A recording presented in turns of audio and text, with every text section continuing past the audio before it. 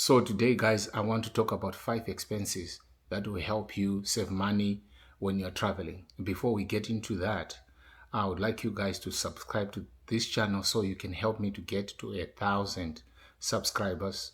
Comments in the comments section. Ask questions. I'll answer your questions as soon as they come in. Like and share the video. Now let's get into it. The 5 biggest expenses that affect your budget when you're traveling are the airline, accommodation, food, transportation, and activities. And I'm gonna address all 5 of those. So stay until the end. So let's talk about flights. Flight is your biggest expense. Your airfares are the biggest expense. And what you wanna do is I go to Google Flights and key in where I'm going, when I'm going, and Google Flights will compare flight rates and go ahead and pick the flight that suits your budget, right? Number 2 is going to be accommodation. In most countries, you have an option of having Airbnb, you have an option of having a hotel. Some countries have apartments, some countries have boutiques, right? So whatever it is, you do a research and make sure you go to trips.com or booking.com to compare your prices and then pick price that matches your budget, right? That's hotel.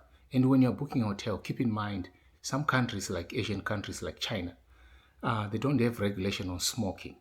So they smoke everywhere, even in the hotels. So ask for a non-smoking rooms. Some hotels will keep 1 or 2 or 3 floors for non-smokers, and the hotels understand that. So make sure you request for that. And when you're booking a hotel, when you're having a nightly rate, make sure it includes breakfast. It is easier for you to have breakfast in the morning because breakfast in Asian countries, breakfast is very, very good. It's like a buffet. It's like lunch, but it includes a lot of breakfast items. And when you're traveling, you're on vacation or you're on business, for the most part in the afternoon, you normally don't get a chance to eat lunch. So breakfast will get you ready for the rest of the day. The next thing you have to be, the next expense is going to be transport, right? So in a lot of countries, there's a lot of options.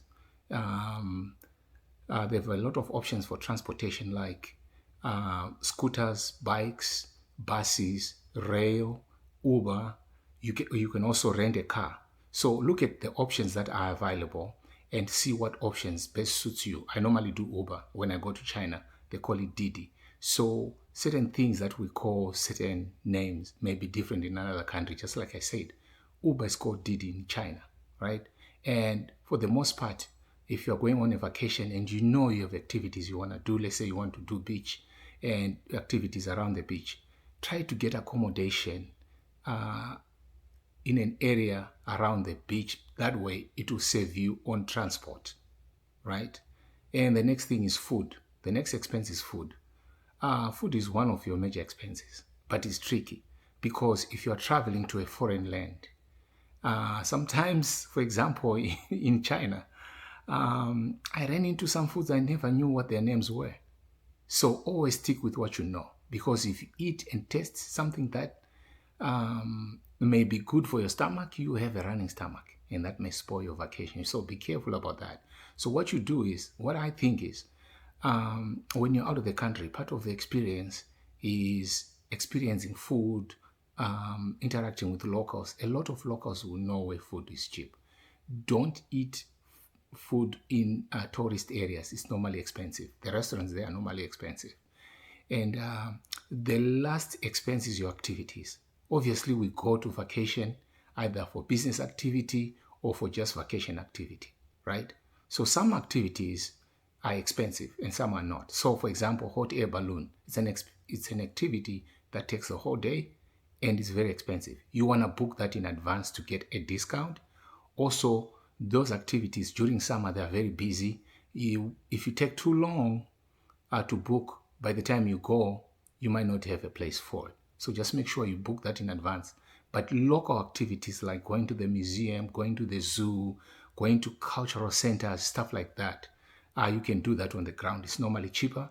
It's cheaper for locals, and they always treat you like a local, right? So one thing to note when you're traveling overseas, right? You need a passport to go to another country, right? But make sure to check if they need a visa. So if they need a visa, like if you're going to China, they'll give you 90-day, 60-day, 1-year visa, depending on what you apply for. So make sure you apply for a visa a month before you travel. Don't do that last minute, like 1 week or 5 days. It will delay your flight, right? That's number one. Number two, make sure your passport is not about to expire. You don't want your passport to expire while you're in a foreign country. That will be a problem for you. And also make sure your passport has 3 or more pages in it, because in some countries or some airlines, they will not allow you to check in if you have less than 3 pages in your passport. So just make sure you note little things like that. Also in another country, right? It's not your country. You're going to use their foreign currency. So make sure you're going to go to your Forex, or you carry enough money, you go to Bureau de Change for foreign currency exchange, so that you get the money for the country where you're going to. In some countries, you can use your credit cards, but it depends on how developed that country is. In China, I use American Express, but not every business in China will take an American Express. And keep in mind, there are certain countries that are cashless. Like China is a cashless country. They use a lot of QR codes, so you might need to download apps like Alipay. You pay using an app. So that will be a conversation for another day. So, having said all that, you guys, if you have any questions, comments, please put them in the comment section. I'll reply to every one of them. And like I said in the beginning, help me subscribe to this channel so that I can grow it to 1,000 subscribers, so that I can bring you more content.